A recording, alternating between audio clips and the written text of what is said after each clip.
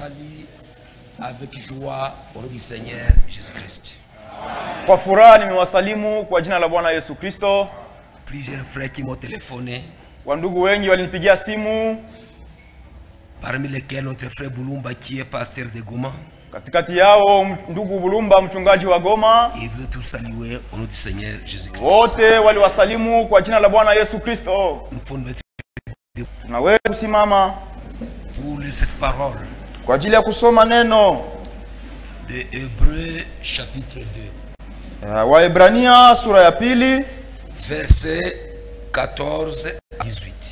Mstari wa 14 hadi 18. Hébreux chapitre 2.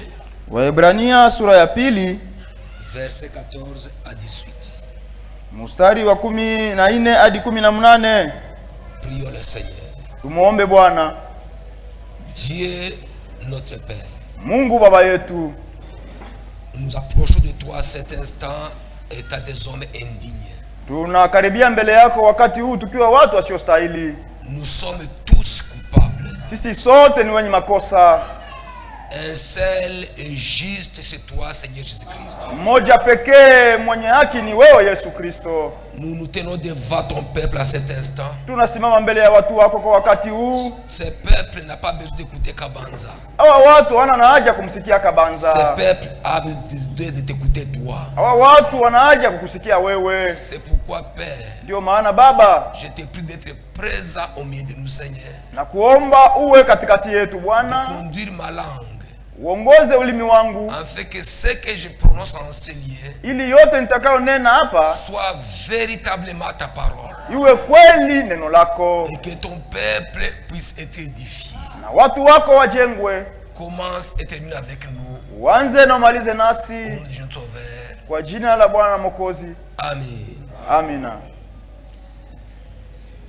Ainsi donc, hivi basi, puisque les enfants participent au sang et à la chair, watoto wameshiriki kwa damu na mwili, il y a également participé lui-même, yeye naye hivyo hivyo alishiriki, afin que par la mort il anéantit celui qui a la puissance de la mort, ili kwa njia ya mauti amuharibu yeye aliyekuwa na nguvu za mauti, c'est-à-dire le diable, yani ibilisi, et qu'il délivra tous ceux qui par la crainte de la mort awaache huru wale wote ambao kwamba maisha yao yote wana hofu ya mauti, étaient toute leur vie retenue par la servitude, na walikuwa katika hali ya utumwa.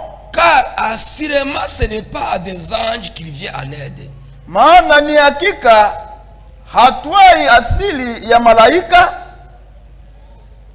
Et ce n'est pas à des anges qu'il vient en aide. Yeye aje kuwasaidia malaika, mais c'est à la postérité d'Abraham. Ila anakuja kusaidia uzao wa Ibrahimu. En conséquence, hivi basi, il a dit être rendu semblable à toute chose à ses frères, ilimpasa kufananishwa na ndugu zake katika mambo yote, afin qu'il fît un souverain sacrificateur miséricordieux et fidèle, apate kuwa kuhani mkuu mwenye rehema mwaminifu dans le service de Dieu, katika mambo ya Mungu, pour faire l'expiation des péchés du peuple, ili afanye ondoleo za dhambi za watu. Car ayant été tenté lui-même dans ce qu'il a souffert, kwa kuwa mwenyewe aliteswa alipojaribiwa, il peut secourir ceux qui sont tentés. Amen. aweza kuwasaidia wao wanaojaribiwa. Amina. Que le Seigneur bénisse sa parole. Bwana bariki usomi wa neno lake. Nous pouvons nous asseoir. Tunaweza kuketi. Ceux-là avec lesquels nous avons été pendant toute la semaine, wale ambao tulikuwa nao kadiri ya wiki yote, ils savent que nous parlons de la loi et la grâce. wanajua kwamba tunasemezea kuhusu sheria na neema. La loi nous a condamnés tous. Sheria ilituhukumu sisi wote. La loi nous a déclarés coupables tous. Sheria ilitufanya sote kwa wenye makosa. Aucun homme n'a réussi la loi. Hakuna hata mmoja aliweza sheria. Et nous avons été retenus de la servitude. Na tulikuwa katika utumwa. même les saints qui sont morts dans l'Ancien Testament, hata watakatifu waliokufa katika agano la kale, quand ils mouraient, ils allaient dans les séjours des morts. walipokuwa wakifa walikuwa wanaenda mahali pa wafu. Même s'ils avaient une forme de paradis, mais sous la conduite de Satan, Hata kama walikuwa mparadiso, lakini chini ya uongozi wa shetani. c'était comme un paradis, mais qui était, c'était un paradis d'en bas. Ilikuwa ni paradiso ya chini, Et Lucifer, celui qui contrôlait tout. na ibilisi ndio alikuwa anaongoza yote. Donc tous Ni kusema wote n'ont pas vaincu. hawakushinda, Et ils attendaient le vainqueur. na walikuwa wanamuongojea mshindaji. Ils attendaient Jésus-Christ Walikuwa wanamuongojea Yesu Kristo pour leur libération. kwa ajili ya ukombozi wao. Et c'est pourquoi Jésus est venu. Na ni nzuri Yesu alipokuja. C'est ainsi quand Jésus est venu. Ndio maana Yesu alipokuja, Lorsque Jean-Baptiste l'a vu, wakati Yohana Mbatizaji alimuona, il a dit, voici l'agneau de Dieu qui ôte les péchés du monde. sema tazameni mwana kondoo wa Mungu anayeondoa dhambi za dunia. Comme nous l'avons vu le dimanche passé, Jinsi tulivyoona Jumapili iliyopita, le Seigneur Jésus-Christ Bwana Yesu Kristo était Dieu lui-même, alikuwa ni Mungu mwenyewe, vêtu dans la chair humaine, alikuwa katika mwili wa mtu pour venir nous sauver. kwa ajili ya kutuokoa, Parce que le prix de notre salut, kwa sababu bei ya magharama ya wokovu wetu c'était un sang innocent, ilikuwa ni damu isiyokuwa na hatia, un sang parfait. damu kamilifu. Et ce sang parfait, on ne peut pas l'avoir. Na ile damu takatifu kamilifu hakuna kisa Il kuipata. fallait que Dieu lui-même Ilibidi Mungu mwenyewe porte la chair humaine abebe mwili wa pour mtu venir nous sauver. juu ya kuja kutuokoa. Lorsque on l'a pris, Na walipombeba, quand on l'a pris à Gethsemane, walipompeleka Getsemani, comme cela est montré dans Isaïe 53, jinsi inavyoonyeshwa katika Isaya 53, quand on a arrêté Jésus, walipomkamata Yesu, il était l'agneau de Dieu. alikuwa ni mwana kondoo wa Mungu. On l'a frappé, Walimpiga, on a craché sur lui, walimtemea mate, on l'a flagellé, walimpiga fimbo, on s'est moqué de lui. walimdharau.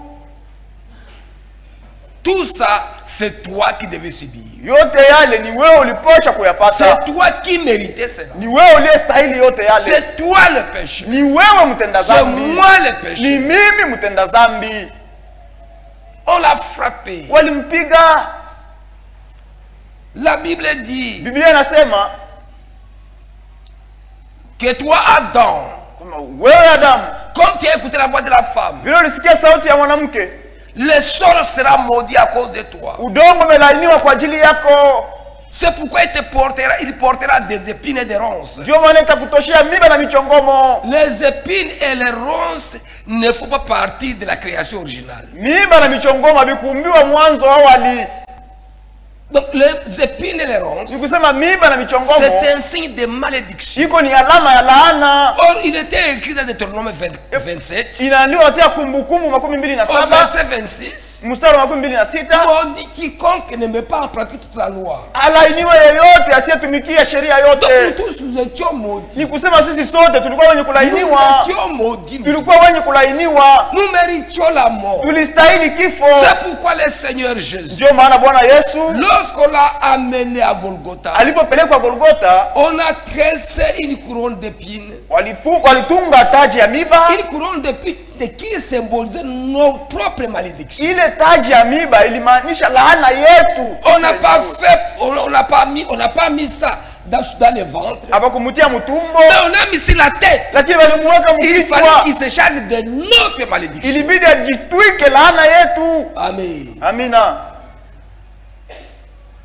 Il a porté nos malédictions. Yeye alibeba laana yetu Et on l'a percé la côte. na walimchoma ubavu. Quand on a percé la côte, Na sasa walimchoma ubavu, l'eau est sortie. maji ilitoka, Le sang est sorti. damu ilitoka, La vie est sortie. uzima ulitoka, Pour que nous puissions être manifestés. ili kwamba nasi tupate kuonekana. Mais remarquez mes frères bien-aimés. Sasa muangalie ndugu zangu wapendwa, Il est mort. kama alikufa, La Bible dit Biblia inasema dans 2 Corinthiens, katika Wakorinto wa pili, 2 Corinthiens chapitre 5, Wakorinto wa pili sura ya 5 au verset 14. mstari wa 14.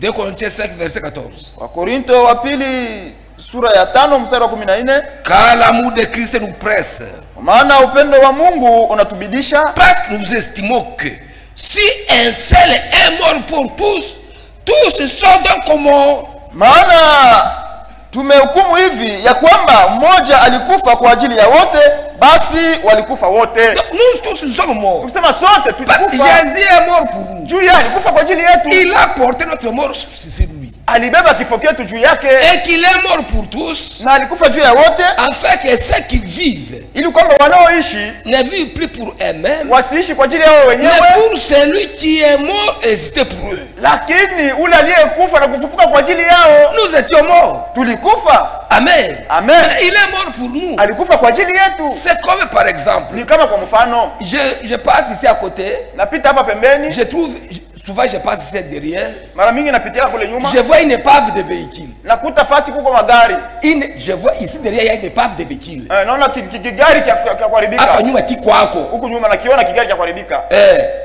Cette épave le propriétaire l'a déjà jeté. Kile kigari mwenye nake alisha kitupa. Donc si quelqu'un pouvait jeter les immondices, kama utaweza kutupa buchafu, on pouvait soulever cela, on l'amène pour le jeter. Anaweza kwenda kuvitupia pale. Maintenant si moi, lakini sasa mimi je viens, kama mimi nakuya, je récupère ce truc. Nabeba kile kitu. Et je commence à mettre la peinture. Na mimi naanza ukipaka la rangi. Je mets le moteur.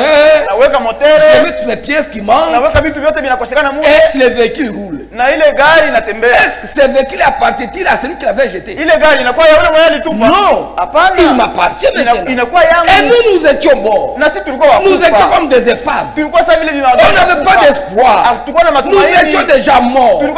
C'est Jésus qui est venu pour nous donner la vie, pour qu'elle ne vive plus pour nous-mêmes, mais qu'elle nous puisse vivre pour lui. Amen. C'est pourquoi mes mains lui appartiennent, mes pieds lui appartiennent, ma voix lui appartient, tout mon être lui appartient. Amen. J'appartiens à Jésus. Que Dieu soit béni. Quand il est mort à la croix de Golgotha, il dit tout est accompli. Tout les prix est payé. Et il a dit Père, pardonne ces gens coupables. Nous sommes coupables mais pardonne-le. Ce n'est pas que nous devenons saints, mais pardonne leurs offenses. Frère Branham a prêché une prédication viva, mourra, enseveli, ressuscita, revenant. Il dit viva, il m'a aimé. Mourra, il m'a sauvé.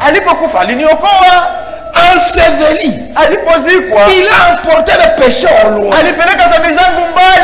Ressuscita, il m'a justifié. Amen. Comme Jésus est ressuscité, il m'a justifié.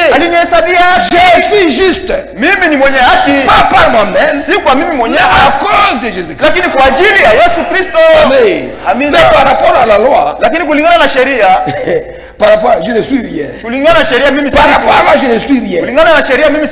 Remarquez une chose. Le jour que Jésus est mort, si il était mort et qu'il était retenu dans la tombe, nous serions tous perdus. Mais il est mort. Mais le troisième jour, lisons cela. Nous sommes dans Jean, évangile de Jean 20. Il est mort en tant qu'agneau. Il est mort en tant qu'agneau. Mais nous allons voir le rôle de sacrificateur. Le rôle kazi ya ukuhani. Jean 20 verset 1. Le premier jour de la semaine, Marie de Magdala se rendit au sepulcre dès le matin. Mariamu Magdalena akaenda kaburini alfajiri asubuhi. De Magdala c'est un village. Magdalene. Magdala c'est un village. Ndio ni mugini ndio sasa. Maria wa Magdala. Maria wa Magdalene mkiswahili. Pas Magdalene. C'est pour ça qu'on écrit. Mkiswahili sio wanaandika. Mais le village s'appelle Magdala. Ndio le mugini unaitwa vile Magdala Magdalene. Donc se rendait au sepulcre dès le matin. Alikwenda kaburini ya alfajiri. Comme il faisait encore obscur. Kulikuwa kukingali giza. Et elle vit que la pierre était ôtée du sépulcre. Akaona ile jiwe iliondolewa kaburini. Elle est arrivée, elle a vu que la pierre était roulée. Akaenda akaona kama jiwe iliviringishwa. Elle est allée vite voir les disciples. Akaenda mbio kuona wanafunzi. Il leur a dit, akabambia, je trouve que la pierre a été roulée. Nakuta kama jiwe inaviringitwa. Pierre et Jean ont couru vite. Petro na Yohane bakapika mbio. Ils sont allés vers le sépulcre. Bakaenda kule kwa kaburi. Quand ils sont arrivés, na sasa alifika, Pierre entra. Petro akaingia. Il n'y avait plus rien. Amkukuwa tena kitu. Maintenant Marie de Magdala était assise. Sasa ule Maria Magdalene pale alikuwa nekana. Elle regardait. Elle a vu là où étaient les pieds de Jésus. Il y avait un ange. Là où les pieds de Jésus avaient été couchés. Et il y avait un ange. Il y avait un ange. Alors elle pleurait. Et les anges lui disent, femme, pourquoi pleurer? Elle a dit, mais parce qu'on a enlevé mon maître. Et je sais pas où là. À peine qu'il parlait, un homme sortait derrière lui. Quand l'homme sortait derrière lui, et voici, nous sommes au verset 13. Ces anges lui disent, pourquoi pleures-tu? Il a répondu, parce qu'ils ont enlevé mon Seigneur et je ne sais pas où ils l'ont mis. En disant cela, elle se retourna. Elle vit Jésus debout, mais elle ne sait pas que c'était Jésus. Jésus lui dit, femme, pourquoi pleures-tu? Qui cherche-t-il? Elle pensa que c'était le jardinier.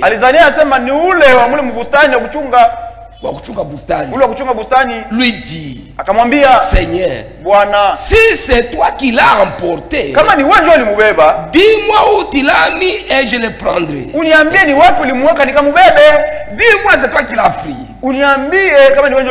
Jésus lui dit, Maria. Quand il a entendu comment il l'a appelé, elle se retourna et dit en hébreu, Rabouni, c'est-à-dire maître. Il l'a reconnu. Verset 17. Jésus lui dit, ne me touche pas. Ne me touche pas. Suivez ça, c'est très important. Ne me touche pas. Car je ne suis pas encore monté vers mon père.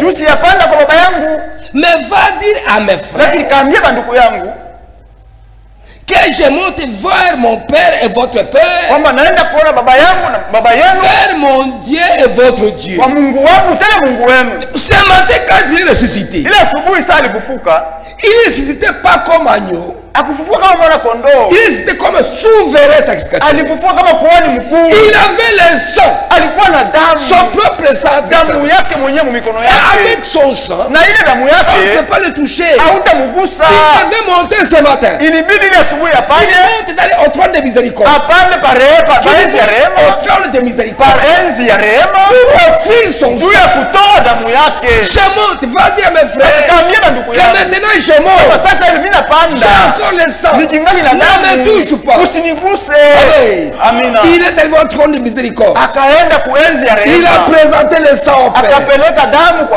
Amen. Et le soir, il est revenu ici là. Quand il est revenu, portant un corps glorifié. Quand il est revenu, remarquez maintenant, il arrive, les disciples étaient dans une maison enfermée et il est entré dedans.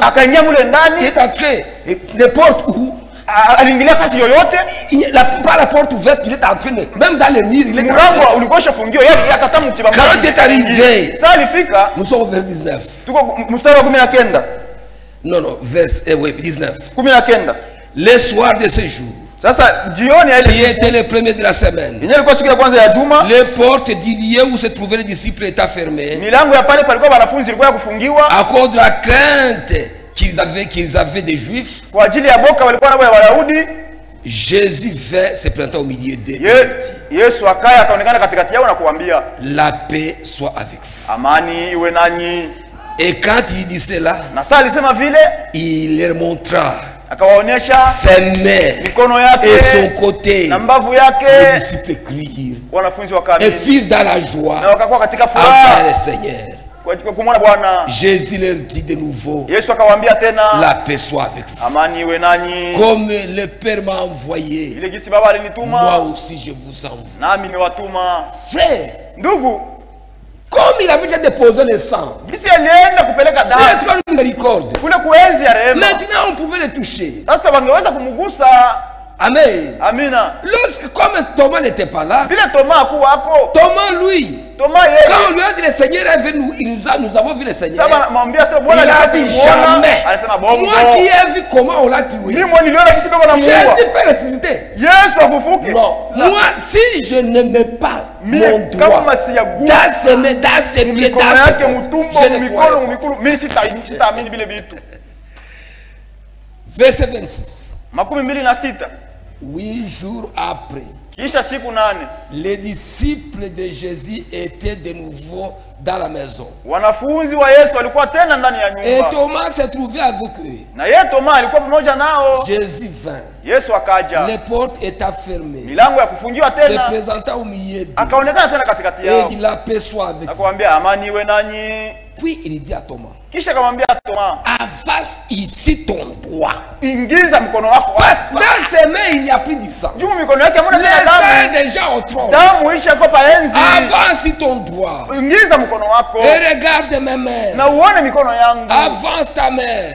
nyosha mkono Et mets-la wako, dans mon côté. ndiye hata mumbavu Et ne sois yangu, pas incrédule. na usikuwa mtu wa kutokuamini, Mais crois. lakini amini. Thomas lui dit, Toma mon akamwambia, Seigneur et mon Dieu. Bwana wangu na Mungu wangu. Jésus lui dit, Yesu anamwambia, parce qu'il a vu, tu as cru. juu unaona na njoo unaamini. Heureux ceux qui n'ont pas vu et Heri wenyewe wakuona qui ont cru. na wanaamini. Amen. Amina, C'est la vérité. ni kweli. Croire cela. Kuamini ile Le sang de Jésus-Christ, damu ya Yesu il Kristo est au trône de miséricorde. iko paenzi ya rehema, Et c'est ça cri. na ni ile damu iko nalalamika, C'est ça cri. ile damu iko nalalamika, Père, Baba pardonne mon fils. samehe mtoto wangu, Père, Baba pardonne ma fille. samehe binti Quand ma wangu, fille pêche, kama binti wangu anatenda il dit dhambi, Père, Baba c'est ça cri. njoo kulalamika kule, C'est ça le cri du sang de Jésus. njoo sauti ya damu ya Yesu Kristo. Baba Pardonne-le. ubasamehe, Pardonne. usamehe, Pardonne. C'est samehe. ça le cri du sang de Jésus. Njoo sauti ya damu ya Yesu, Mais le cri du diable, lakini sauti ya shetani, voici il a fait ça. mwangalia Voici il a afanya fait ça. angalia afanya hivi, Il a fait ça. alifanya hivi, Il a fait yeye naye ça. alifanya Ça, c'est le hivi. cri du diable. Njoo shetani Maintenant, ule. vous devez choisir votre camp. Sasa mmoja mchakula kambi yenu, Vous voulez choisir quel camp? mnapenda kuchakula kambi Est-ce que gani? le camp du diable Kambi ya ou shetani le camp de Jésus? au kambi ya Yesu? Que Dieu nous vienne en aide. Mungu atusaidie. Frère, quand Jésus est ressuscité, Ndugu, sasa Yesu alikuwa anafufuka, sa résurrection ufufuko a wake une grande signification. huko na mafasirio mengi Ka- makubwa, maana kubwa. Nous avons dans Romains chapitre 1. Tunaenda katika Warumi sura ya Romains kwanza, chapitre 1. Warumi sura ya kwanza. Paul, serviteur de Jésus-Christ, Paulo mtumishi wa Yesu Kristo appelé à être apôtre, anaitwa kuwa mtume, mis à part pour annoncer l'évangile de Dieu, aliwekwa pembeni kwa ajili ya kutangaza injili qui ya avait Mungu été promis auparavant ambayo ilitangaziwa tangu mwanzo de la part de Dieu par ses prophètes tokea Mungu kupitia manabii dans les saintes écritures, katika maandiko matakatifu, et qui concerne son fils, inayoruhusu mwana wake né de la postérité de David. alizaliwa toka uzao wa Daudi katika mwili. Suivez maintenant. Sikilizeni Ce sasa, fils-là, yule mwana il est déclaré fils de Dieu avec puissance, anatangazwa mwana wa Mungu pamoja na uwezo selon l'esprit de cet été, kulingana na roho ya utakatifu par sa résurrection d'entre les morts, kupitia ufufuko wake toka wafu, Jésus-Christ notre Seigneur. Yesu Kristo Bwana wetu. Il est déclaré fils de Dieu Anatangazwa mwana wa Mungu par sa résurrection. kupitia ufufuko C'est wake, à sa résurrection ufufuko wake qu'il a prouvé qu'il est fils de Dieu. ndio alionyesha kwamba yeye ni mwana wa Mungu. Maintenant, revenons à la loi et la grâce. Sasa turudilie sasa sheria na Si mes neema. frères bien-aimés, Munifuate wapendwa, ndugu zangu, nous tous, sisi sote il y avait, je vais prendre un exemple, tabeba mfano moja terre à terre. wa chini sana. Il y a une équipe de football ici. Kuko timu ya kabumbu hapa, Une équipe. timu L'équipe qui timu ya était connue, kabumbu c'est quoi? Tanganyika, Lupopo, Tanganyika. Tanganyika, Ah. Tanganyika ici, Tanganyika iko hapa, il joue avec Mazembe. anacheza na Mazembe.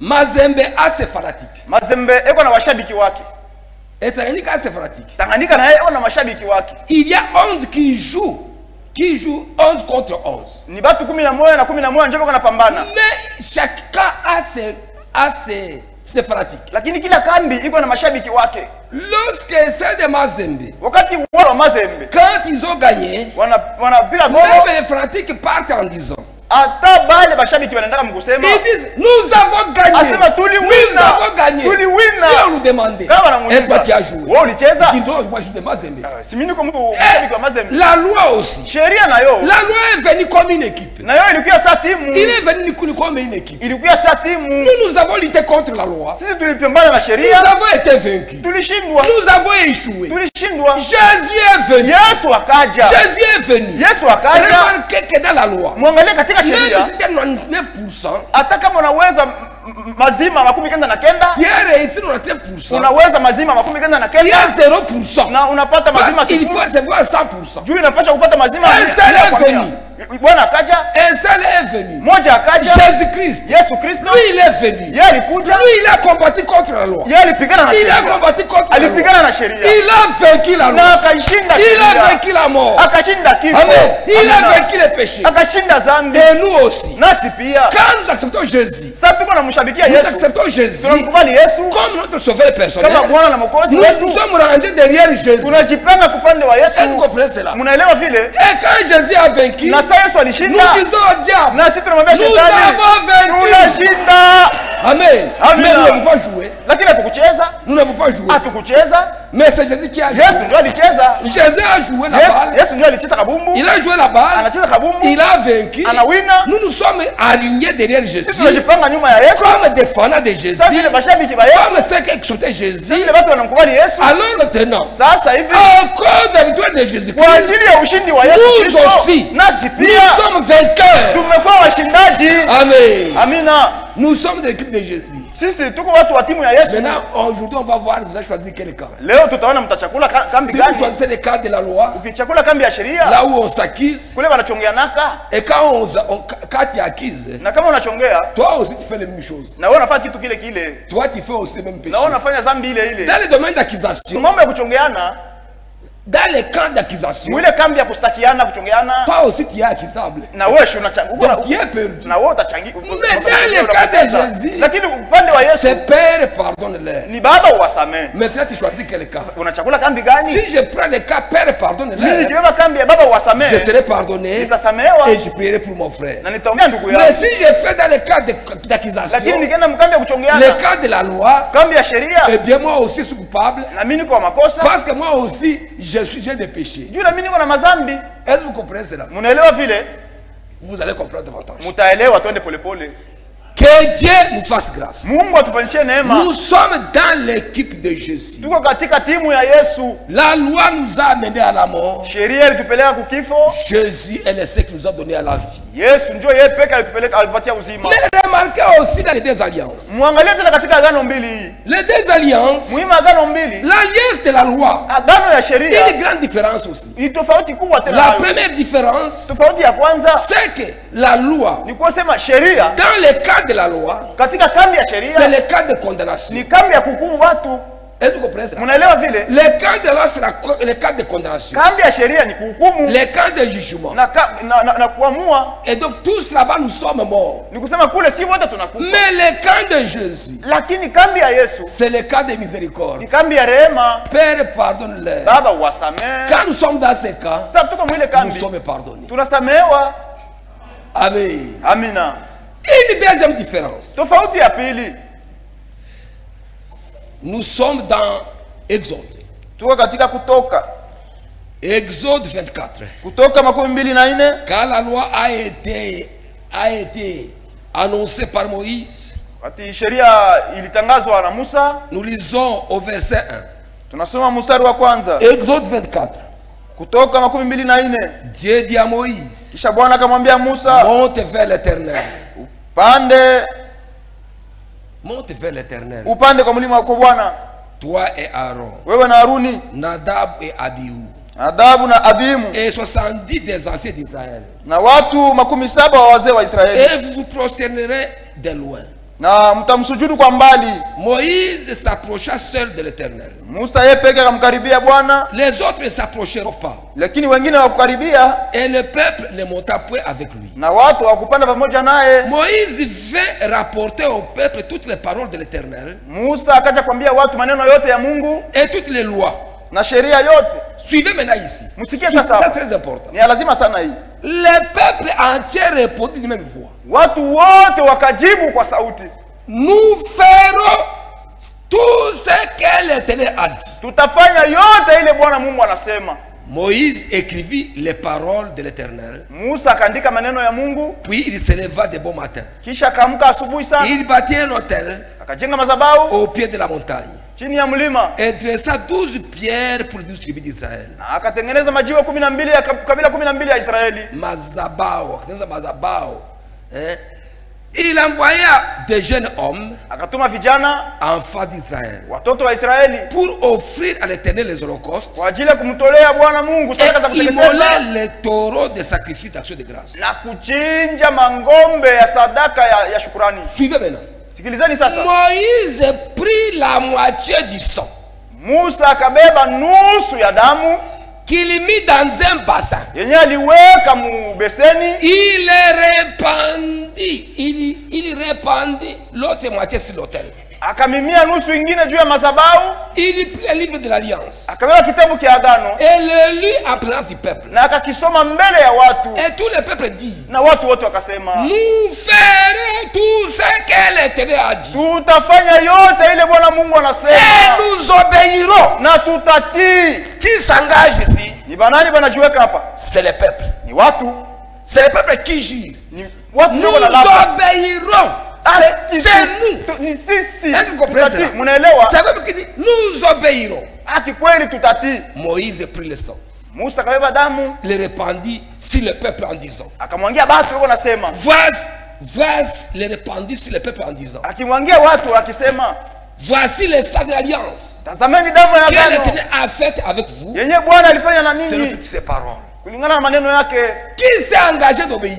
Ni wanani walijiweka kutii? C'est le peuple. Ni watu, Ça, c'est la loi. ndio sheria hii, Et ils ont échoué. na walishindwa. Est-ce que vous comprenez cela? Mnaelewa vile? Maintenant, pour la nouvelle alliance, Lakini kwa ajili ya agano jipya, pour la nouvelle alliance, katika agano jipya nous sommes dans Ézéchiel 36. tuko katika Ezekieli 36. Nous sommes en train de parler de la loi et la grâce. Tuko nasemea juu ya sheria na neema. Ézéchiel 36. Ezekieli 36. Suivez l'engagement qui est là. Musikie gisi watu wanajiweka Avec pale mambo l'engagement que le Seigneur donne. yenye Bwana anaweka. Nous sommes dans Ézéchiel 36. Ezekieli 36. Verset 26. 26. Qui parle, c'est l'Éternel. Qui parle, c'est l'Éternel. Mwenye kusema hapa ni Bwana Mungu. L'Éternel dit ceci. Bwana Mungu anasema hivi, C'est Dieu qui dit, je vous donnerai un cœur nouveau. nitawapa moyo mpya. Est-ce que vous comprenez? Mnaelewa? Ce n'est pas nous qui ferons. Haina sisi ndio tutafanya, Mais l'Éternel dit, ni Bwana ndio moi anasema. l'Éternel, Mimi Bwana Mungu je vous donnerai. nitawapa. Ce n'est pas nous qui ferons. Sisi Il dit, tutakaofanya, je vous donnerai lakini nasema nitawapa un cœur nouveau. moyo mpya. Je mettrai en vous un esprit nouveau. Nitaweka ndani mwenu roho mpya. J'ôterai de votre corps le cœur de pierre. Nitatosha ndani ya mwili wenu roho Je ya vous jiwe. donnerai un cœur de chair. Nitawapa moyo wa nyama. Je mettrai mon esprit en vous. Nitaweka roho wangu ndani mwenu, Et je ferai en sorte que vous suiviez mes ordonnances. na nitafanya mfuate agizo zangu Et que vous suiviez et pratiquiez mes lois. na mtumikie sheria yangu. Est-ce que vous comprenez? Mnaelewa? Ah, vous ne comprenez pas. Hata mnasikii, Vous ne comprenez pas. amnasikii. Je lis verset 31. Lisons verset 31. 31. Alors vous vous souviendrez de votre conduite qui était mauvaise Mutakumbuka mwenendo wenu ulikuwa mbaya et vos actions qui n'étaient pas bonnes. na matendo yenu yenyewe ilikuwa mzuri. Vous vous prendrez vous-même en dégoût Mwe wenyewe mtajichukia à cause de vos iniquités et vos abominations. juu ya maovu yenu na machukizo. Suivez. Msikilize Dans kwa la première alliance, katika agano la kwanza qui a été inaugurée par les sang des animaux, yenye ilizinduliwa na damu ya wanyama, c'est le peuple qui a dit, ni watu ndio walisema nous sisi nous obéirons. sisi tutatii, Nous obéirons. sisi tutatii. Mais Maintenant, pour la nouvelle alliance, lakini katika agano jipya qui sera inaugurée par le sang de Jésus-Christ, yenye itazunduliwa na damu ya Yesu Jésus Kristo, me dit, Yesu yeye peke anasema mimi j'ôterai en vous les cœurs de pierre, nitaondoa moyo wa jiwe, je mettrai en vous les cœurs de na chair, nitaweka ndani mwenu moyo wa je nyama, ferai en sorte que, nitafanya kwamba je serai en sorte que nitafanya kwamba vous suivez mes ordonnances. mufate agizo zangu. Qui fera? Nani atakayefanya? Qui fera? Nani atakayefanya? Yesu. Est-ce que vous comprenez cela? Unaelewa ile? Or Jésus ne joue jamais. Japo Yesu ashindwaki. Il a dit je ferai. Alisema nitafanya que vous suivez mes ordonnances. ili mupate kufuata agizo zangu. Amen. Amina. Est-ce que vous comprenez cela? Munaelewa ile? Lisons. Ata tusome. Lisons dans Tusome kwa? Jérémie. Yeremia. Jérémie 31. Yeremia 31. Jérémie 31. Yeremia 31. Nous lisons au verset 30. Commençons au verset 31.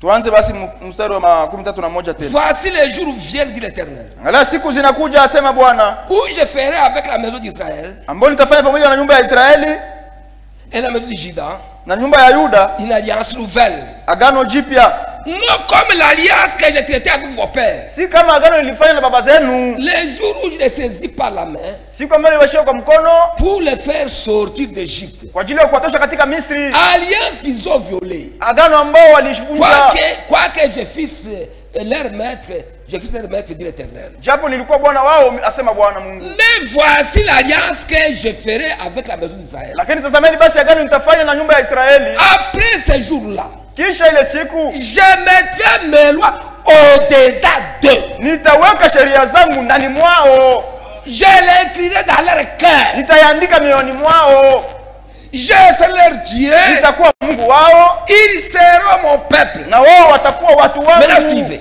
Sasa sikilizeni, Celui-ci n'enseignera plus son prochain, hakuna huyu mwatafundisha tena jirani ni yake celui-là son frère. au ule ndugu yake. Connais Dieu. Connais Dieu. Mjue Mungu, mjue Mungu. Car tous me connaissent. Wote watanijua. Amen. Amina. C'est une qui fait ça dans mon Ni cœur. Mungu ndio anafanya yeye peke mumaro zetu. Amen. Amina. C'est pourquoi Jésus pouvait dire, Ndio maana Yesu aliweza kusema, personne ne peut venir à moi hakuna ataweza kuja kwangu si le Père ne l'attire. kama Baba akumvuta kwangu. C'est Dieu qui agit. Ni Mungu C'est Dieu anayetenda. qui travaille dans mon Ni cœur. Mungu anayetumika ndani ya Il mioyo me yetu. transforme. Eko nabadilisha. Mardi, nous allons voir les efforts. Siku ya nne tutaona, Mardi, nous allons voir les efforts. siku ya pili tutaona sasa majitihada.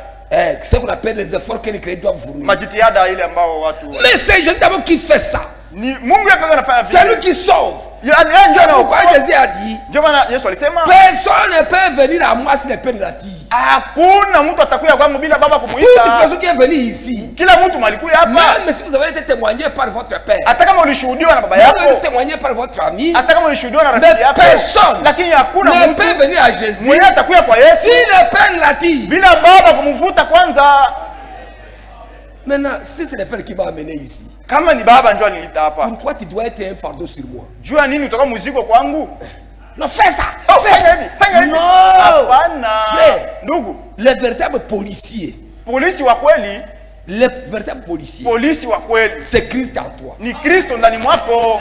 Quand Christ est en toi, Kama Kristo yuko ndani il y a mwako, les véritables policiers. uko na polisi wa vya kweli. Parce que quand tu vas voyager Juu saa utasafiri et que passer la nuit à 50 km, na utaenda kulala kilomita 15, il y a des hôtels. kuko Il n'y mahoteli, a pas de diacre. hakuna Il n'y a bashemasi, pas de pasteur. hakuna Qui te bachungaji. surveille là-bas. Nani mwenye anakufuatilia kule? Mais maintenant, quelqu'un ici. Lakini sasa mtu hapa, Toi, we sasa mais, tu fais des théâtres. hii michezo mko nafanya hapa, Ça, c'est la fantaisie. C'est C'est la fantaisie. ile ni Laissez le Saint-Esprit. C'est un véritable mwache policier. Roho Mtakatifu yeye peke njoo polisi. Vous pensez que cet esprit n'a pas de puissance? C'est vous qui avez la puissance pour suivre les gens. Unazana Roho Mtakatifu ana uwezo. Yeye ndio ana uwezo wa kufuatilia watu. Le Saint-Esprit, c'est un grand policier. Roho Mtakatifu ndio C'est polisi mkubwa un grand ndugu. policier. Polisi mkubwa ni Parce que lui, il Mtakatifu. touche votre cœur. Dieu atagusa roho yako. Même là où vous êtes, Hata pale penye huko. même dans les secrets, Hata vous musiri. commencez à voir, là, même dans les secrets, Hata musiri. là où tu es en train de voir les films Mwenye pornographiques, mwenye unaona mafilmu ya porno. ton cœur te dit, Roho yako inakwambia, non, Un chrétien ne va pas ça. Ça me suit l'esprit. Ça me suit l'esprit. Là, le diacre n'est pas là. Le pasteur n'est pas là. Mais le Saint-Esprit te conduit. C'est pourquoi cesser avec la gendarmerie à l'église. Prêchez la parole. La parole libère. La parole. Elle sanctifie. Il faut que ça commence dans le cœur. Pourquoi le cœur? Pourquoi le cœur? Le cœur, quand nous lisons dans Matthieu chapitre 15. Matthieu chapitre 15. Au verset 17. Matthieu 15, 17. Ne comprenez-vous pas que tout ce qui entre la bouche va dans le ventre, puis est jeté dans les secrets. Mais ce qui sort de la bouche vient du cœur. C'est ce qui suit l'homme. C'est du cœur que viennent les mauvaises pensées. C'est du cœur que viennent les meurtres. C'est du cœur que viennent les adultères. C'est du cœur que viennent les épidicités. C'est du cœur que viennent les vols. C'est du cœur que viennent les mauvais témoignages de calomnie. C'est pourquoi, là que les pharisiens s'attaquaient à ce qui est apparent, mais Dieu lui s'attaque au cœur. C'est du cœur. Il s'attaque du cœur. Il s'attaque au cœur. Si le cœur est converti, finalement ça va produire des fruits dehors. Amen. Mais si vous mettez, vous nettoyez dehors, pendant que le cœur n'est pas sauvé, vous avez fait seulement des hypocrites. Vous avez fait seulement une religion. C'est une religion seulement. C'est pourquoi, frère, que Dieu touche le cœur. C'est la vérité. Il faut que ça soit le cœur. C'est pourquoi Romains 10 dit, il est écrit ceci, c'est un croix du cœur. Frère, laissons ça. C'est le cœur qui croit. Le cœur. Quand on croit, frère bien-aimé, on est sauvé. Amen. Quand c'était Jésus-Christ, l'œuvre accomplie à Golgotha, vous êtes sauvés. C'est pourquoi dans l'évangile déjà est écrit. Évangile déjà chapitre 1. Il est venu chez les siens. Et les siens ne l'ont pas reçu. Mais à tous ceux qui l'ont reçu, qui se sont alignés derrière la victoire de Jésus, ils ont reçu le pouvoir de devenir enfants de Dieu. C'est vous êtes enfants de Dieu. Vous qui avez cru à l'œuvre accomplie à Golgotha, vous êtes enfants de Dieu. Amen. Nous sommes enfants de Dieu. Malgré vos faiblesses, ne regardez pas vos faiblesses, mais regardez ce que Jésus a fait. Jésus a fait. Et le reste, Dieu me dira. Amen. C'est la vérité. C'est pourquoi quand Nicodème est venu à Jésus, Rabbi, qu'est-ce que vous dites pour avoir la vie éternelle? Il faut naître de nouveau. Nicodème dit, comment moi qui suis vieux, je vais rentrer dans l'esprit de ma mère? Jésus lui a dit, ce qui est né de la chair est chair. Ce qui est né de l'esprit est esprit. Tout enfant de Dieu qui a reçu Jésus comme sauveur personnel, a reçu l'esprit du Seigneur, il a reçu l'esprit de Christ. Tout enfant de Dieu a l'esprit de Christ. Mais nous grandissons pour être baptisés du Saint-Esprit. Le baptême du Saint-Esprit, c'est la maturité spirituelle. Mais d'abord, la vie, vous avez l'esprit de Christ. La vie éternelle, c'est l'esprit de Christ. C'est ce qui est écrit.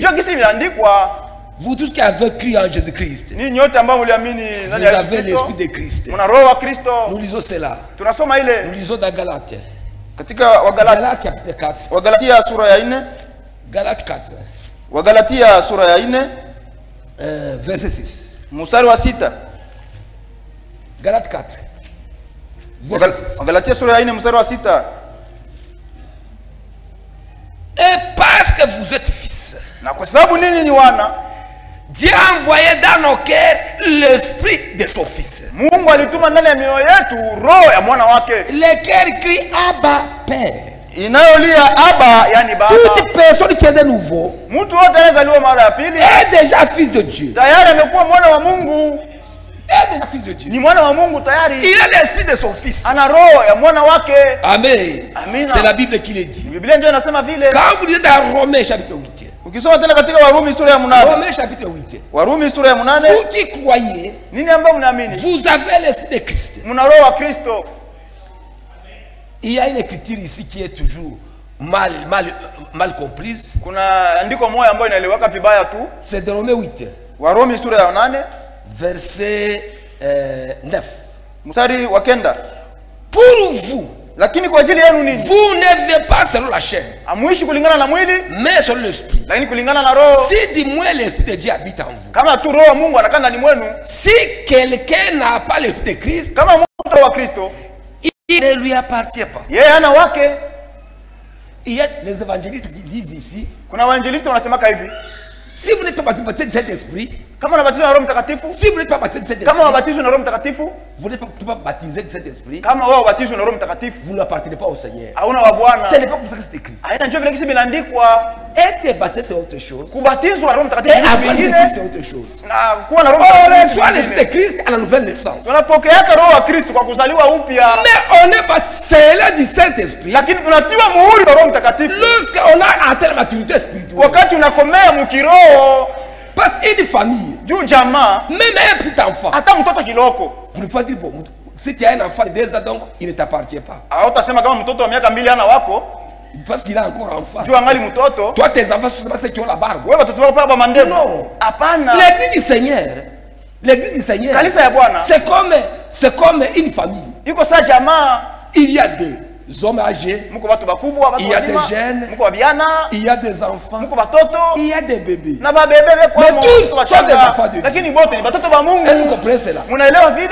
Est-ce que vous comprenez cela? Munaelewa? Donc celui qui n'a pas l'esprit de Christ, Mwenye ana roho wa Kristo, celui qui n'a pas l'esprit de ule Christ, mwenye ana roho wa Kristo, signifie celui qui n'est pas né de ni nouveau, kusema yeye akuzaliwa mara ya ne lui pili. appartient Na pas. hana wake. Amen. Amen. Maintenant une chose, Sasa kitu kimoya, n'oubliez pas, nous sommes dans la loi et la grâce. tuko katika sheria na neema. Maintenant suivez. Sasa msikie. Nous allons prendre le naturel et le spirituel pour bien comprendre. Tunasema mambo ya asili na mambo ya kiroho tu muelewe mzuri. Frère Branham disait Ya kimwili na kiroho. Ndugu Branham alikuwa anasema que les types ne trompent pas. kwamba mifano haikuwa kinadanganya ama vivuli. Lisons Galates. Tusome wa Galatia. Quand on croit au Seigneur, Kama unaamini Bwana, on vient comme un enfant. unakuwa kwanza sasa mtoto kiloko. Galates 4. Wa Galatia sura ya Vous 4. allez voir là où on commet beaucoup d'erreurs. Mtaona pale penye watu wanakoseaka sana. Galates 4, verset 1. Wa Galatia sura ya 4 mstari wa kwanza. Aussi longtemps que l'héritier est enfant, Wakati wote murisi angali mtoto, j'ai dit qu'il ne diffère pas en rien d'un esclave, mimi nasema kwamba ule haachali na mtumwa, quoi qu'il soit le maître de tout. hata kama yeye ndio bwana wa yote. Ah, il est enfant, Yeye ni mtoto, il est héritier. ni murisi. Mais la Bible dit il ne diffère pas d'un esclave. Biblia inasema haachali na mtumwa. Quand un enfant naît, Wakati mtoto anazaliwa, vous les mères, mwe ba mama, quand l'enfant naît, sasa mtoto anazalikaka, le père signe qu'il est vivant, alama ya kwanza kuonyesha kama ni mzima, il doit pleurer. anapaswa kulia. N'est-ce pas ça? Haina vile. Le deuxième signe, on n'apprend pas au bébé comment pleurer. Alama ya pili, hautafundisha mtoto kwanza aanze kulia. Non, on n'enseigne pas à la fois comment pleurer. Hautamfundisha mtoto jinsi aye kulia. Il sort de sa mère en criant. Anatokaka mtumbo ya mama yake yako nalia. Deuxièmement, qui montre qu'il est vivant, Kia pili kinaonyesha kama mtoto ni mzima, c'est de téter. ni kunyonya. À peine l'enfant sort du ventre de sa mère. Sasa tu mtoto anatoka mtumbo ya mama yake. Mettez le sein dans sa bouche. Weka tu liziba mkinywa yake. Donc ça. Utaona kanaanza kunyonya kana. Qui lui a appris ça? C'est la vie qui est en lui. Ni uzima kwa kwenda ni mwake. Qui l'amène à téter. Njoo na msukuma anyonye. Et spirituellement aussi. Na mkiroho vile. Quand une personne croit au Seigneur, mtu akiamini Bwana, il est sauvé. Anaokolewa. Il est né de nouveau. Anazaliwa mara ya pili. Il a la vie éternelle. Anakuwa na uzima wa milele. Mais les signes qu'il est né de nouveau. Alama ya kuonyesha kama anazaliwa mara ya pili, il doit téter. Anapaswa kunyonya. Mais quelqu'un a été baptisé. Mtu alibatizwa. Mardi, il ne vient pas au culte. Siku ya pili akui kukanisa. Jeudi, il ne vient pas. Siku ya ine akui kukanisa. Dimanche, bon, aujourd'hui, j'ai mes voisins qui vont me visiter. Mes voisins vont me visiter. Bon, il y a mon oncle qui est venu. Bon. Un enfant qui n'a pas envie de téter, il n'est pas né. C'est-à-dire qu'il n'est pas né. C'est un signe de nouvelle naissance. La nouvelle naissance, on doit aimer à téter. On doit aimer à téter. Amen. Amen. L'enfant aussi, il sait crier. Lorsqu'il fait il a fait pipi. Et que les couches commencent à faire la chaleur. L'enfant commence à crier. La maman, il regarde. Non. L'enfant a déjà fait pipi. Un enfant de Dieu aussi. Qui est né de nouveau. Lorsqu'il tombe dans le péché, il dit Seigneur, j'ai encore fait ça. Donc il sait crier. C'est deux signes qui ne mentent pas. Deux signes qui ne mentent pas. Mais il va faire caca sur sa mère. Il va faire caca sur sa mère. Il ne sait pas arranger ses cheveux. Il ne sait pas. Mais il a la vie. Amen. Amen. C'est pourquoi mes frères, même si un frère est encore sous l'art, mais il vient toujours écouter la parole. Il laisse les téter. Amen. Amen. Parce que dans la parole, il y a la puissance qui transforme. La mère, lorsque l'enfant fait caca, il fait pipi. La maman, c'est pas un problème. Il est content d'enlever le caca et il continue à donner les seins. Elle est sûre que dans ce lait maternel, là-dedans, il y a la puissance qui va faire grandir l'enfant. Et une mère intelligente. Vous savez, Paul écrit en disant. Et 1 Corinthiens 13, verset 13, je pense. Il dit quand j'étais un enfant, je parle. Je peux mal dire ça. 1 Corinthiens 13. 1 Corinthiens 13. Verset 11. Lorsque j'étais enfant, j'ai parlé comme un enfant. J'ai pensé comme un enfant. J'ai raisonné comme un enfant. Lorsque je suis devenu homme, j'ai fait disparaître ce qui était de l'enfant. Amen. Quand quelqu'un croit, il est enfant. Comme un bébé, il fait caca. Sa mère ne le tue pas. Il nettoie seulement. Bébé. Oh bébé. Bébé. Oh, il continue à donner. Bébé. Quand l'enfant arrive à 5 mois, l'enfant tête. Mais l'enfant continue à pleurer. D'autres mères sages vont dire. D'autres mères sages, ils vont lui dire. L'enfant n'a plus pas rassasié. Essayez de lui changer un peu de bouillie, un peu léger. Il donne un peu de bouillie. L'enfant. C'est la même chose. Dans les spirituels aussi. Les anciens sont là comme des mamans. Ils doivent comprendre quelle nourriture l'église doit manger. Parce que quand on ne comprend pas, quand on ne comprend pas, il y a une nourriture solide, il y a une nourriture des enfants. Maintenant, quand on a grandi, on a besoin encore d'un peu plus. Une autre dose. Amen. Quand la fois a 7 mois, ce n'est pas le lait seulement. Mais on ajoute encore une autre dose. Quand elle arrive à 8 mois, la mère prend le foufou. Quand il prend, l'enfant est dans le regard. Le lendemain, quand vous allez au champ, tu trouves la grande sœur du bébé. Il a donné un peu de foufou. Qu'est-ce qu'il a fait? La femme a mangé le foufou. Qui t'a dit de faire ça? La femme était contente, il a bien dormi. Tu veux tuer mon enfant?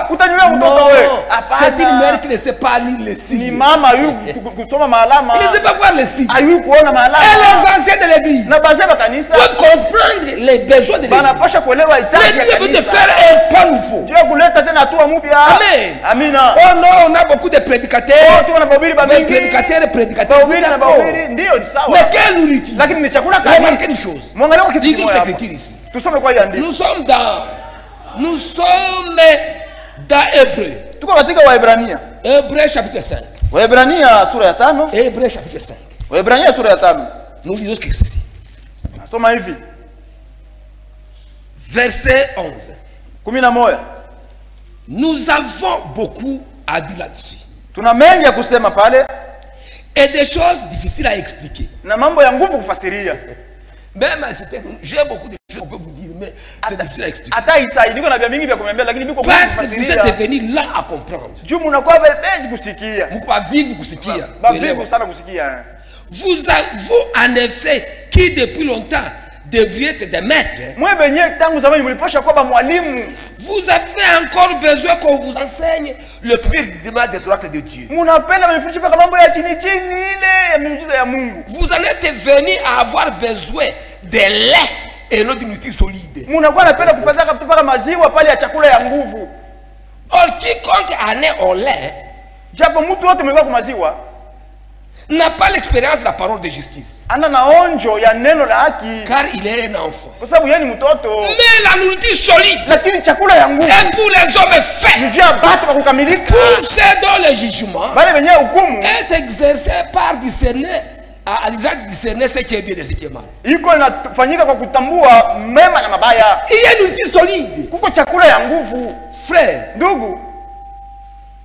si vous voyez, si la maman arrive à la maison et qu'elle trouve un enfant qui est en train de pétrir les foufous, il va se fâcher.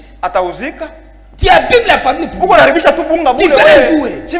Mais quand tu vois les filles de 12 ans, elle a pété un foufou. Courage.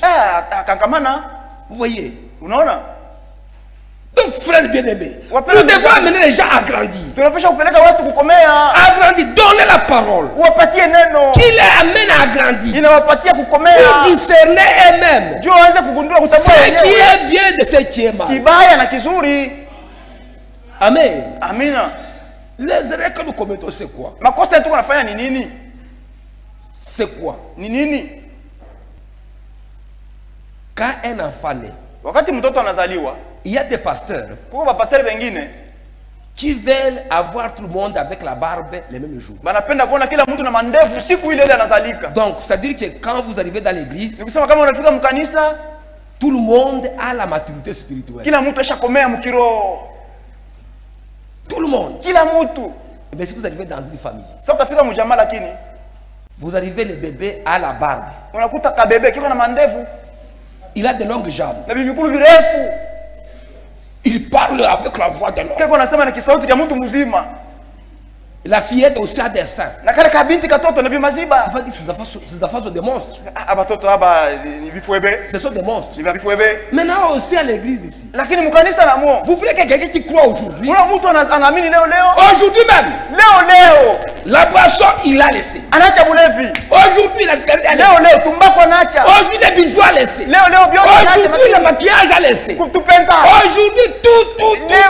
Il a laissé. Mais je l'ai laissé. Tout.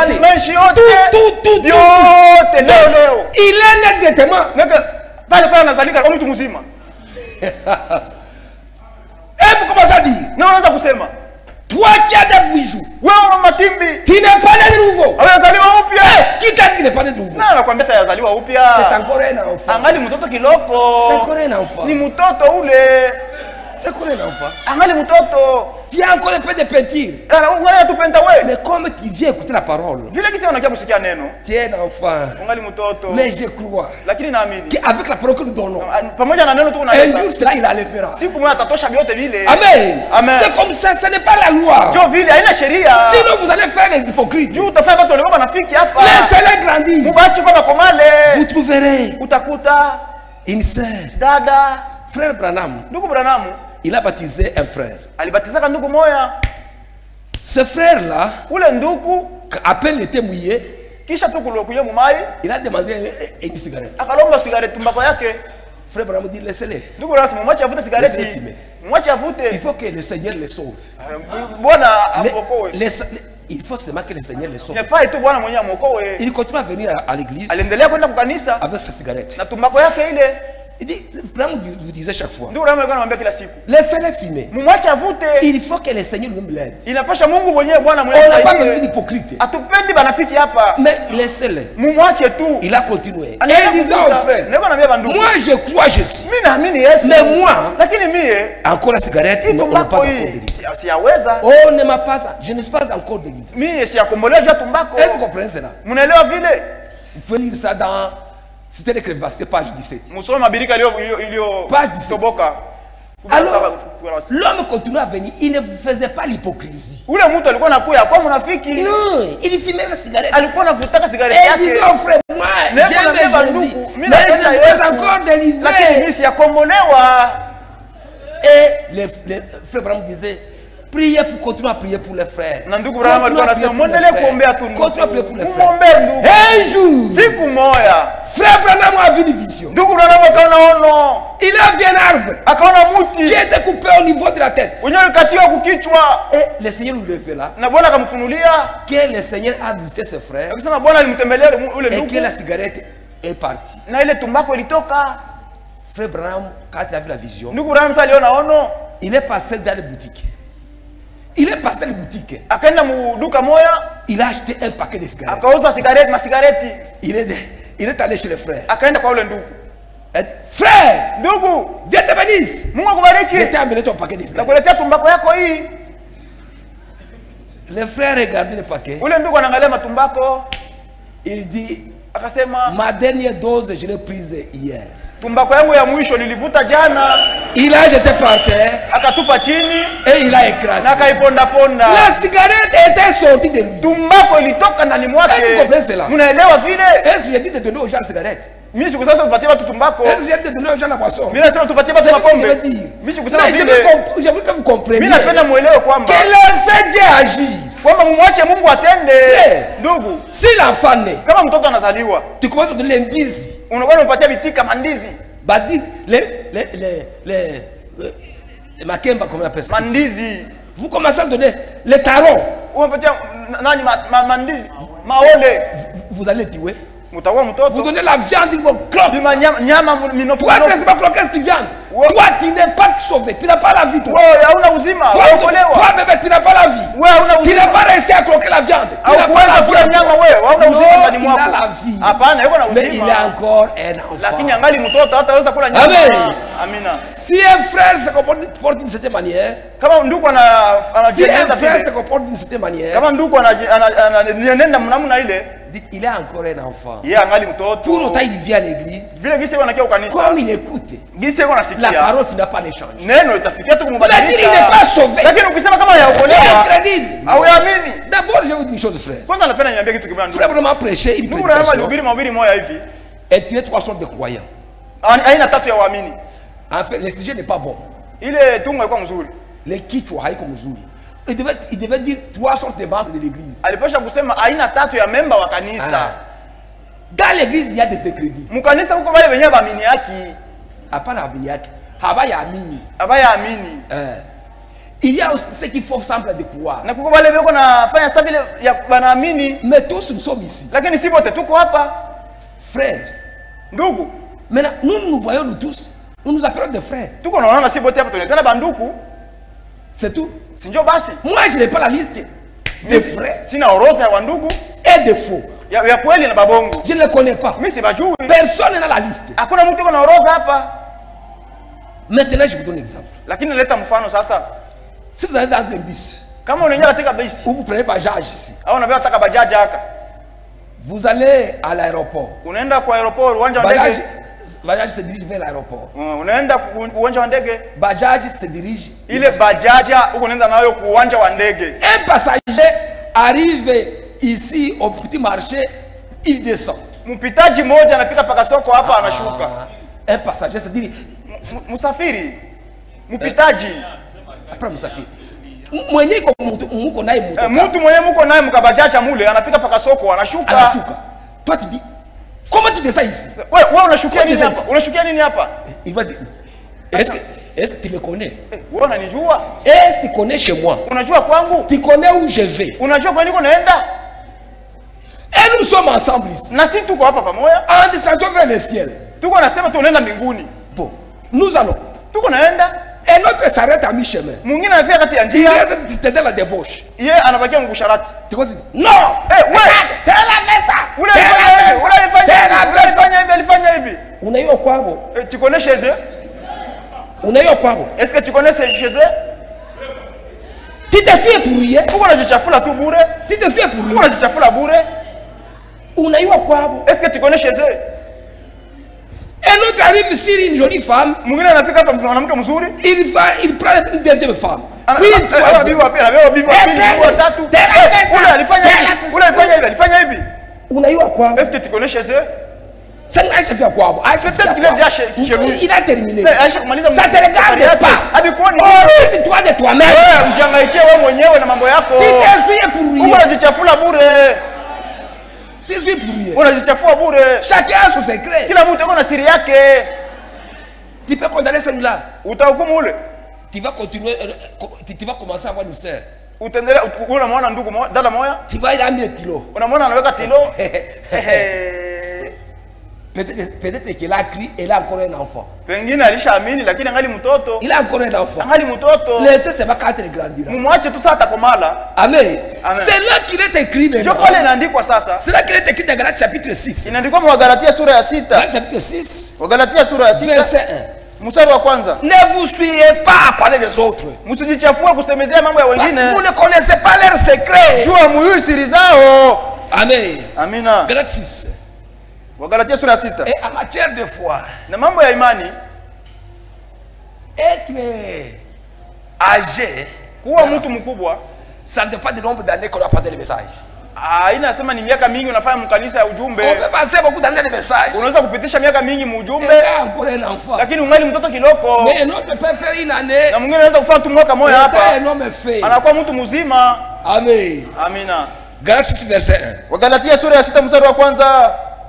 Frère, ndugu, si un homme vient à être surpris à quelque faute, kama mtu anakamatwa anakosa mambo fulani, vous qui êtes spirituel, ninyi mlio wa roho, redressez-les avec un esprit de douceur.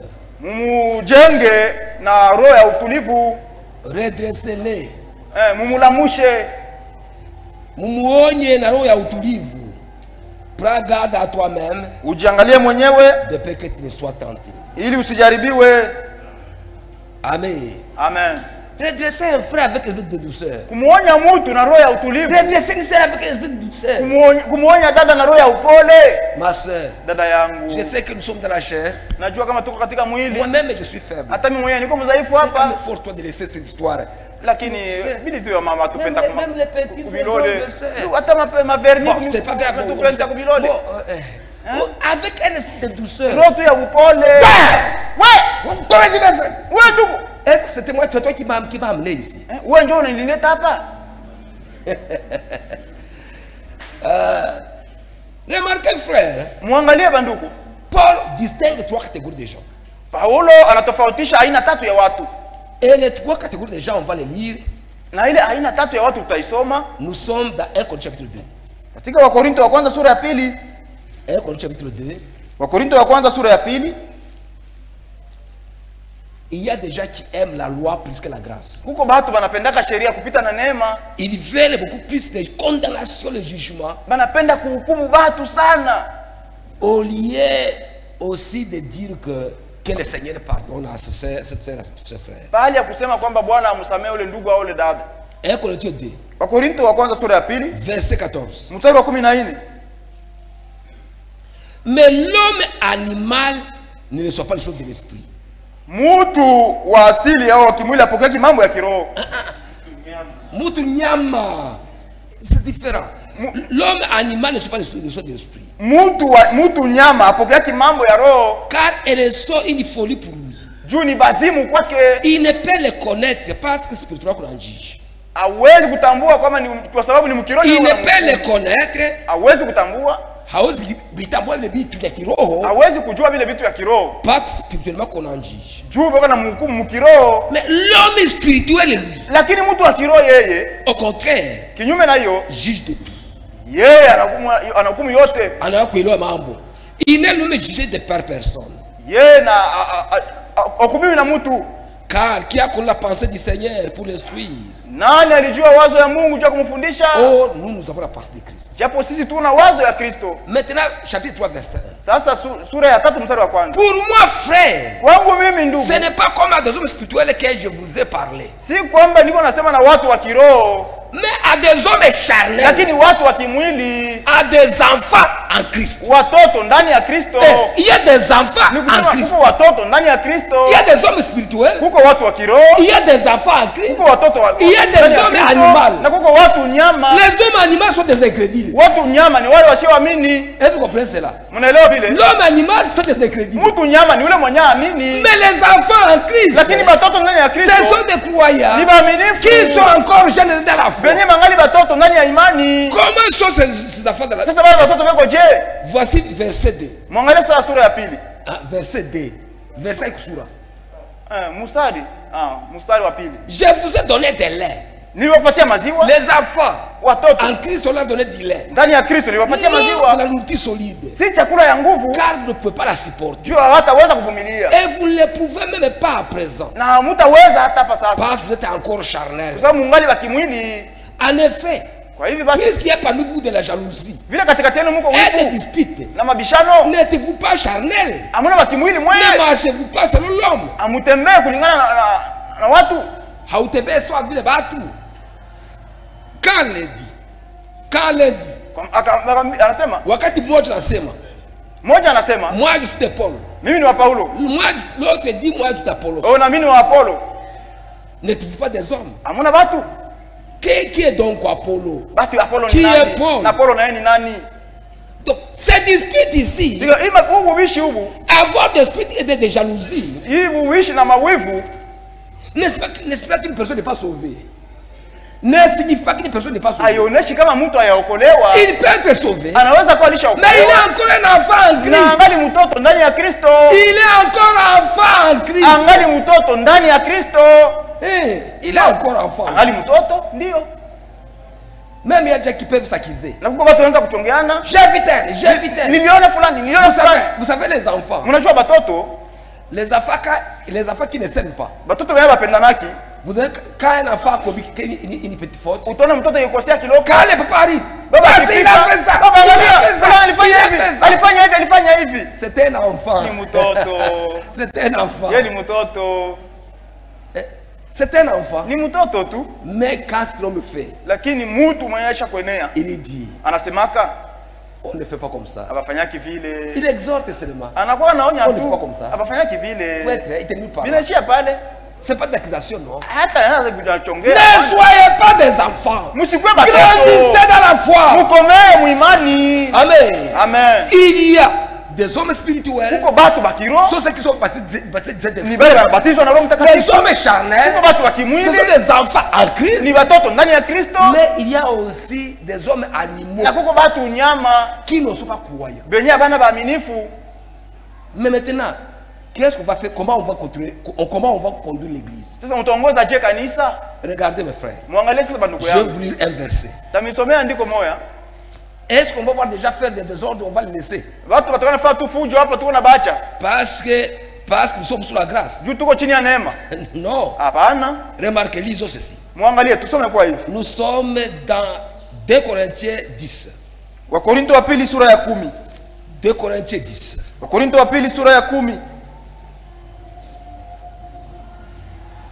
Verset 4.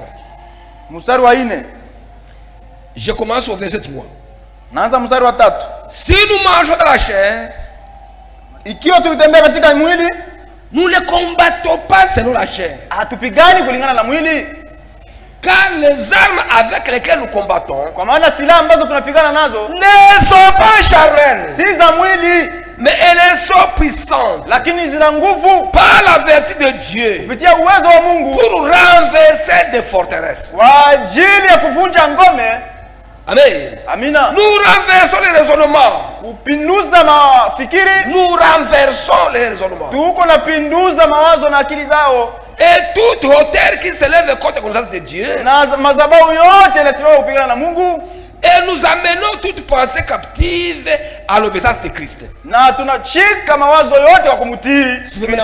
Le verset 6. Nous sommes prêts aussi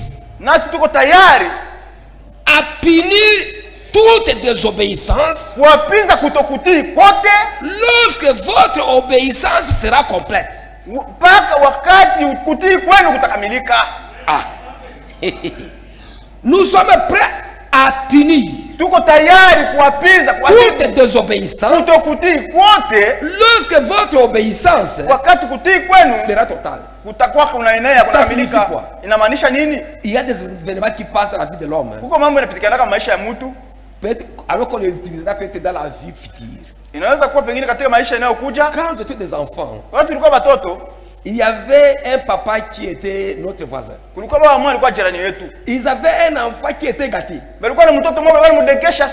Il s'appelait Kifenyege. Je me souviens de son nom. Kifenyege. Cet enfant-là, il avait à peine 7 ans.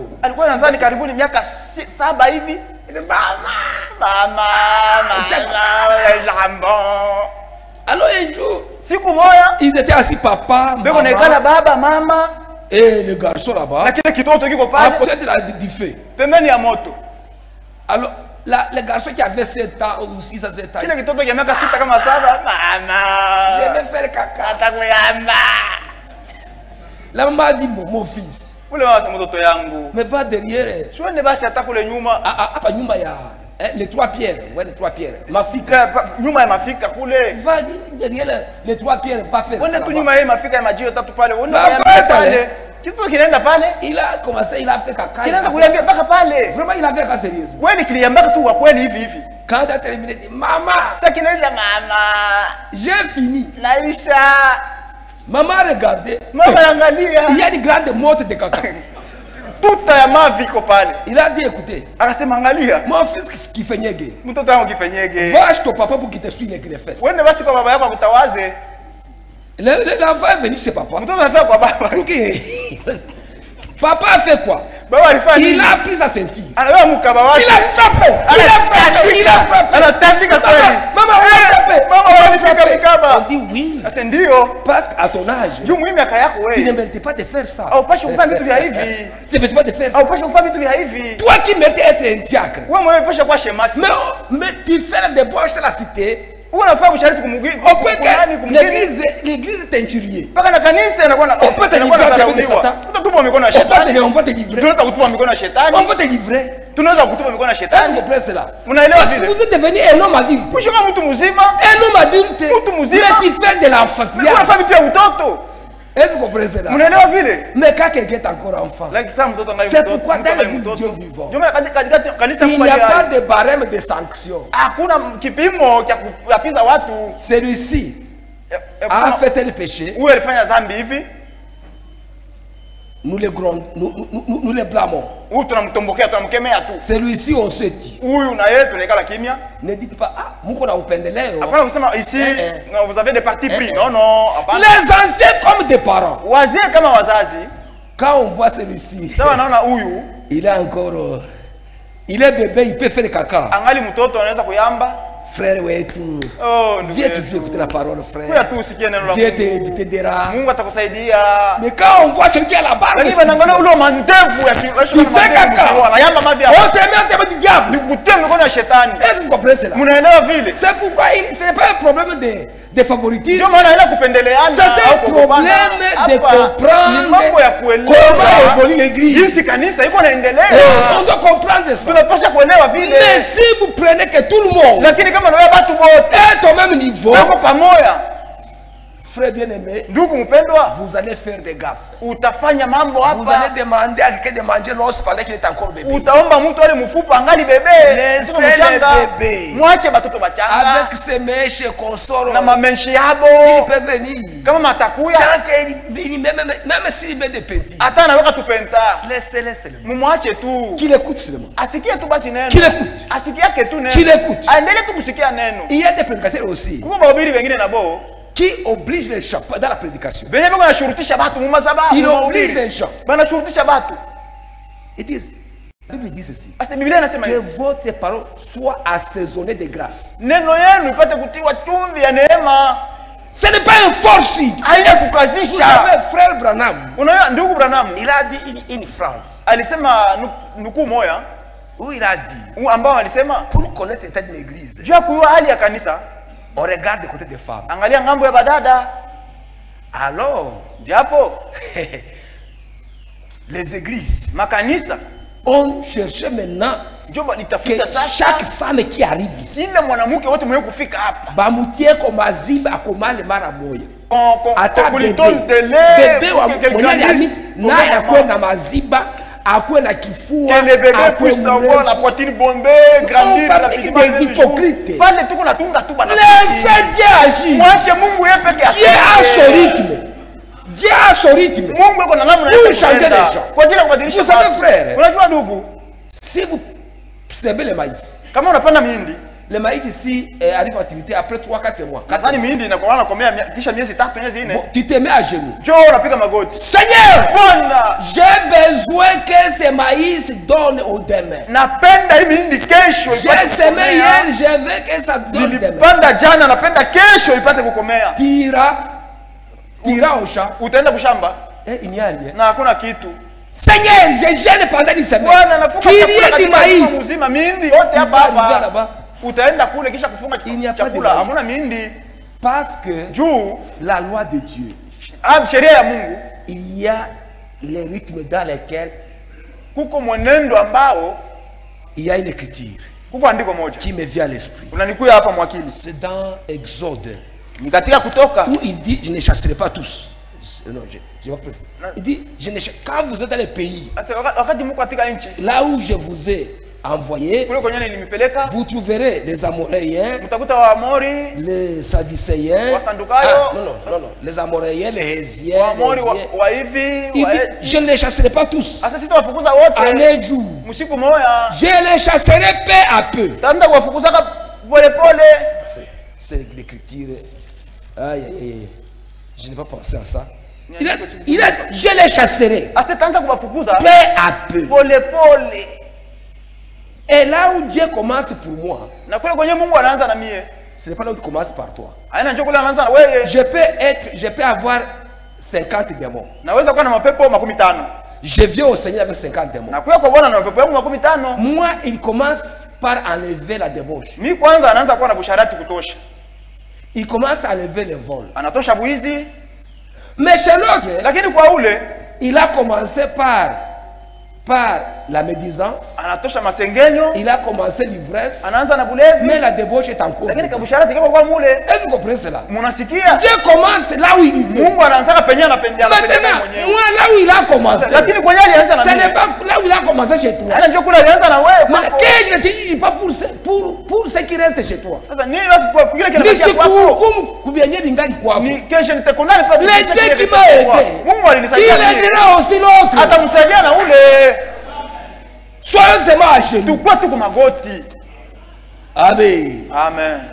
Mes frères bien-aimés, pour aujourd'hui, je voulais terminer en disant, comprenez ceci. L'église du Seigneur,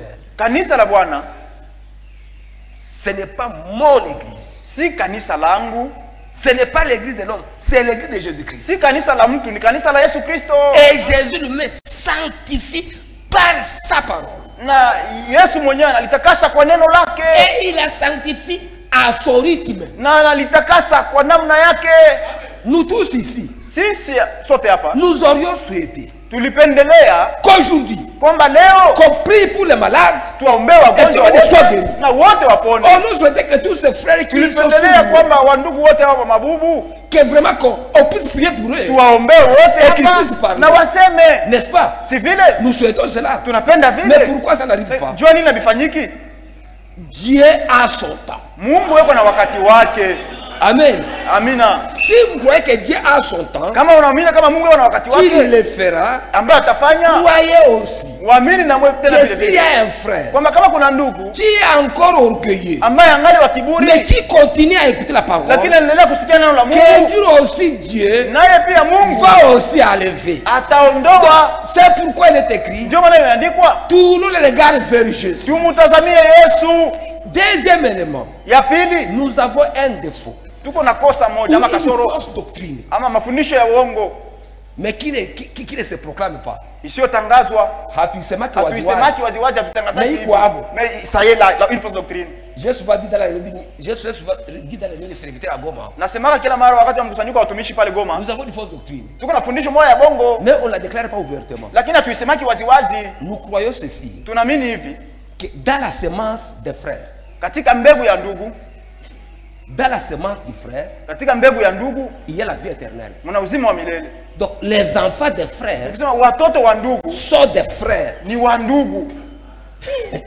Nous croyons cela. Tunaamini vile. Vous pouvez dire non, non, vous utasema bongo, lakini tunaamini vile. Nous croyons que nos enfants, tunaamini kwamba watoto wetu, parce qu'il est né d'un frère, ndio alizalika kwa ndugu, naye ni ndugu. C'est une fausse doctrine. Ni mafundisho ya bongo ile. Nous donnons naissance aux hommes. Tuko nazala tu ndio batu. Les hommes charnels. Batu ba kimwili. Il n'y a aucun homme, hakuna hata mtu moya, qui peut vouloir qu'on puisse engendrer pour lui. Mwenye atapenda bamuzalie. Hakuna mwenye atapenda bamuzalie. J'ai ma femme, mais je n'ai pas besoin que quelqu'un engendre pour moi. Niko na bibi yangu, sipendi mtu mwingine akuya anizalie pafasi yangu. Mimi najizalia kama mmoja.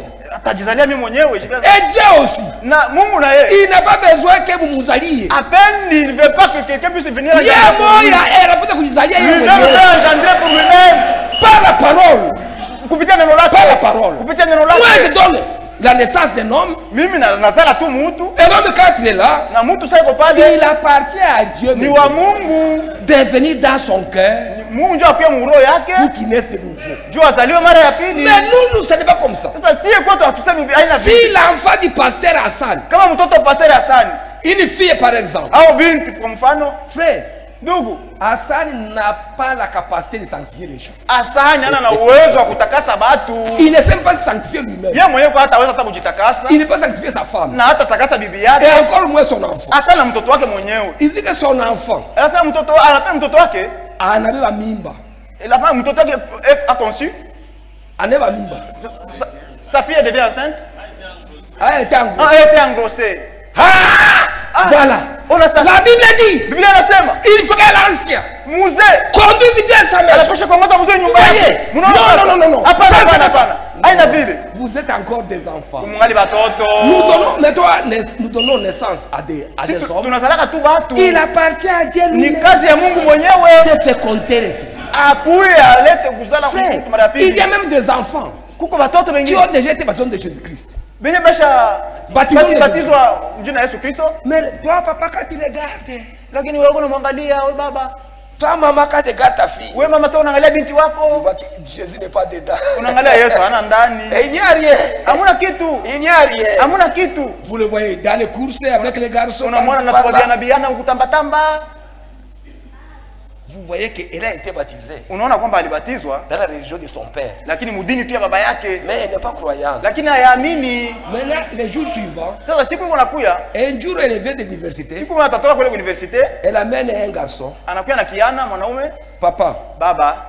J'ai trouvé ce professeur il veut m'épouser. Nilipata huyu mwalimu anapenda kunioa. Il est de quelle église? Ni wa kanisa gani? Il est baptiste. Non, mon baptiste. Non, nous sommes chrétiens.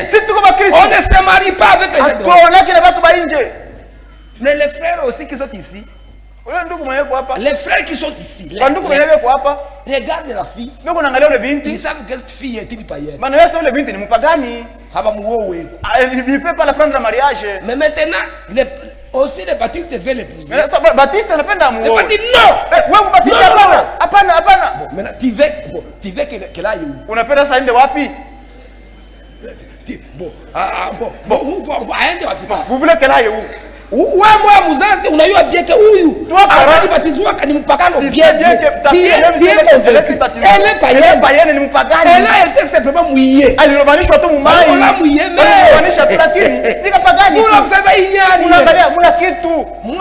moi, j'ai toujours dit ceci. Frère, si vous refusez qu'elle se marie, elle va t'amener une grossesse. Bon, entre la grossesse à la maison et être marié à l'état civil, qu'est-ce qui est mieux? Moi, dites-moi, frère bien-aimé, ne soyons pas religieux. Les enfants des frères ne sont pas des frères. Ils ne seront frères que lorsque le Seigneur lui-même va vous aller le cœur. Que le Seigneur bénisse.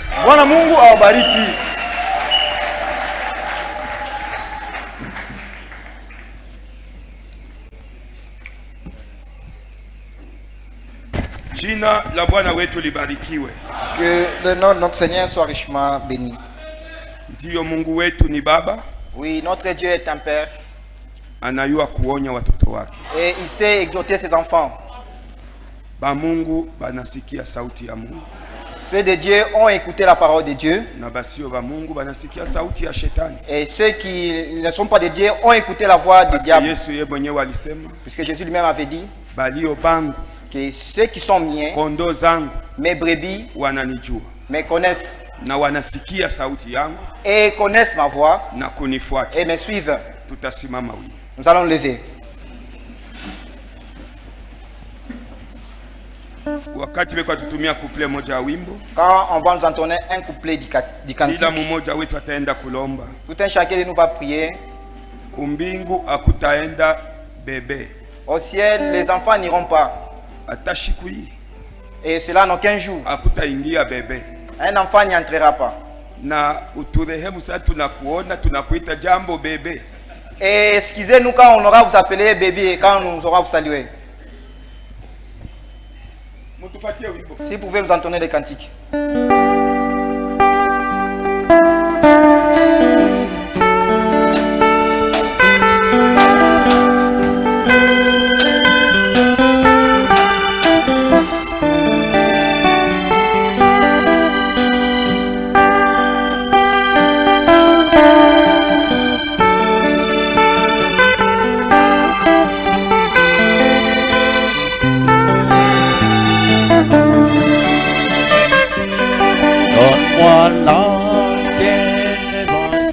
Donne-moi l'ancienne évangile, donne-moi l'ancienne évangile, c'est bon pour moi.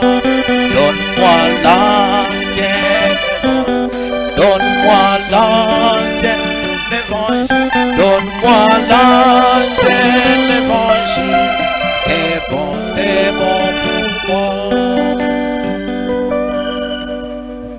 Basi sisi sote tutainua sauti zetu mbele ya Bwana. Élevons tous nos voix devant le Seigneur. Umwambie Bwana au kuniita juu ya kupotea. Lui disant qu'il ne nous a pas appelés pour que nous puissions nous perdre. Lakini uliniita juu ya uzima wa milele. Mais il nous a appelés pour avoir la vie éternelle. Karibu sisi sote kwa kupaza sauti zetu. Élevons tous nos voix. Mchungaji Makamo Mulunda, le pasteur associé Mulunda, atakuwa kutulombea Mungu. Viendra pour prier pour nous.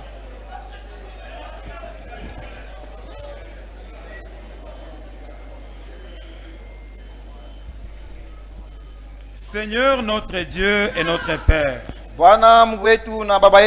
Voici, ô Dieu, nous te disons merci. Tazama tena tunakupigia asante. C'est toi qui viens de nous parler, Seigneur. Ni wewe mwenye unatoka kusemezana nasi. Nous avons entendu ta parole Tuliweza kusikia neno lako et nous avons été bénis. na tulibarikiwa. Car ta parole est la vie. Maana neno lako ni uzima. Seigneur éternel, Bwana wa faites milele. en sorte que cette parole que nous avons entendue Fanya mnamna neno tunatoka puisse kusikia demeurer dans nos cœurs ipate kudumu ndani ya et mioyo que nous yetu. puissions la mettre en pratique. Nasi tupate kuishi. Aide chaque sœur et chaque frère Saidia kila ndugu, à saidia ne kila pas se dada. borner seulement à écouter, Asibakilia tu kukusikia, mais aussi à la mettre en pratique. lakini apate vile vile kuishi. Béni soit ton nom, Seigneur, Barikiwe jina lako, parce que tu savais qu'en ce jour, sababu ulijoka siku ya tu leo nous parlerais ainsi. utatusemezea C'est hivi. pour notre bien, Seigneur. Hii ni jua vizuri vyetu Bwana. Bénis ton serviteur que tu as utilisé. Bariki mtumishi wako mwenye utumisha. Fortifie-le, Seigneur éternel. Umpatie nguvu Bwana. Oins-le de ton Esprit Saint, Pake kwa Roho afin Mtakatifu. que notre jour puisse parler de toi. Ili siku nyingine asemee kwa. Merci, Seigneur Jéhovah. Asante Dans Bwana les chemins de Yehova. retour, Njia yetu ya kurudia. garde et protège tes enfants Linda na ukinge kila jusqu'à ce mmoja que tu wetu. reviennes. Hadi siku utapokuja. Merci, Seigneur Tout-Puissant. Asante Bwana Nous Mungu nous mwenye uwezo laissons tous wote. entre ta main. Tunaacha yote mikononi Au mwako. nom de Jésus-Christ. Jina la Yesu Kristo. Amen. Amen.